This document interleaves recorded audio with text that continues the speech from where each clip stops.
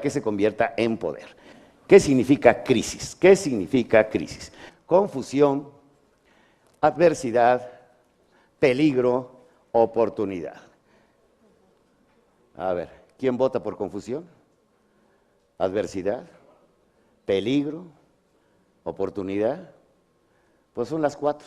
¿Quién dijo las 4? Tienes tú toda la razón, son las 4. ¿Sí? ¿Por qué? A ver, ¿alguno de ustedes de casualidad ha vivido alguna crisis? ¿Sí?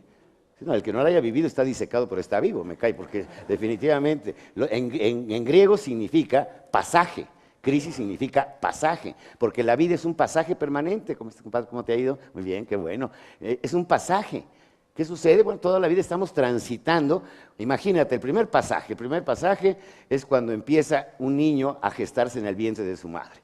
A las 6 semanas se produce el primer gran milagro bioquímico, el secreto de la inteligencia, la primera célula cerebral, y a partir de ese momento 9.500 células por segundo. Fíjate nada más qué belleza, la primera crisis en un pequeñito que está con 6 semanas apenas de nacimiento. Luego me parece muy curioso, porque a las 12 semanas ese pequeño ya tiene 26.000 millones de neuronas cerebrales, y es de aquí, en la importancia de ser mujer, ahí lo tienes, en ese libro, y luego resulta que el aborto es exactamente a las 12 semanas. Ya cuando tiene la cuarta parte de su cerebro formado, ya cuando es un ser inteligente, es la palabra, inteligente, pues estaba viendo una noticia muy interesante que ya están hablando los derechos de los no nacidos, o los derechos por los que tienen que nacer, si no sean ojetes, déjenme nacer, ¿sí? Yo ya traigo mi número de células cerebrales. Entonces resulta, señores, que las crisis es un pasaje. La crisis cuando entramos el primer día a clases, la crisis de la primera novia, la crisis cuando nos botan por allá, la crisis del matrimonio, la crisis cuando, bueno, y así no la podemos pasar, toda la vida estamos, ¿qué? En crisis, es natural vivir en crisis, tenemos que aprender a ello. Por supuesto, las crisis, obviamente económicas, son las que más nos afectan. Pregunto, abierto, ¿las crisis su origen será económico o será moral? Fíjense bien la pregunta, porque toda la vida estamos en crisis económica, ¿a poco no?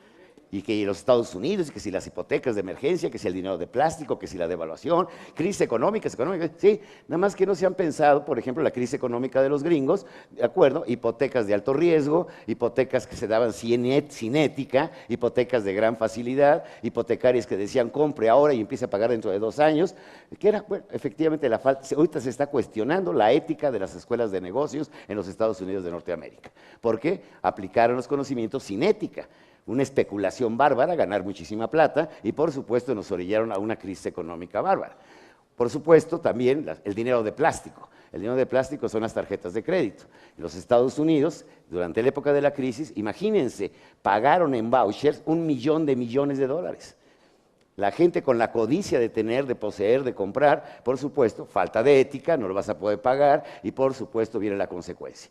Acuérdense de esa metáfora en la cual a nosotros nos lanzan muchas veces las crisis internacionales, lo que está pasando en Egipto y demás, nos va a afectar, también nos va a afectar, se globalizan las crisis. Muchas veces no hacemos nada, pero nos meten a una crisis.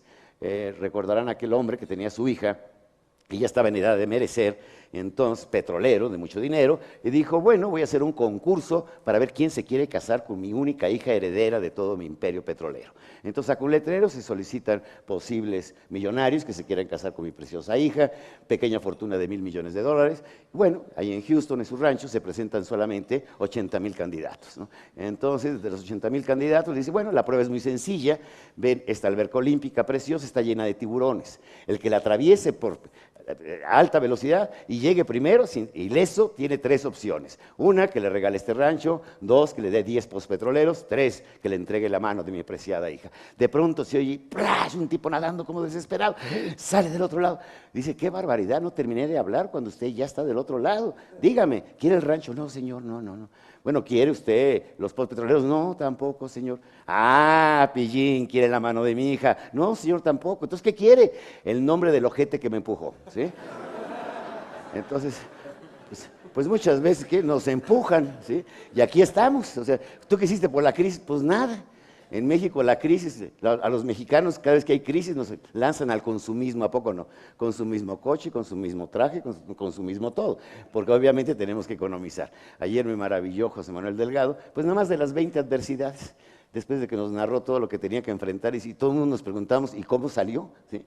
Estaba bajo el agua, ya sin respirar, casi agonizando, y de pronto empieza a buscar soluciones, y obviamente la creatividad le resolvió y fue el mejor año que tuvieron. Señores, hay algo que es muy importante, entonces las crisis, por supuesto, número uno, por supuesto, nos confunden. Primero es confusión, ¿sí o no? Nos confundieron. Número dos, es la adversidad, es decir, es una sorpresa, algo que no resultó como nosotros deseábamos. Tres, peligro, un gran peligro, porque podemos perder mucho, pero definitivamente hay quien sabe encontrarle precisamente la oportunidad. Por eso pasemos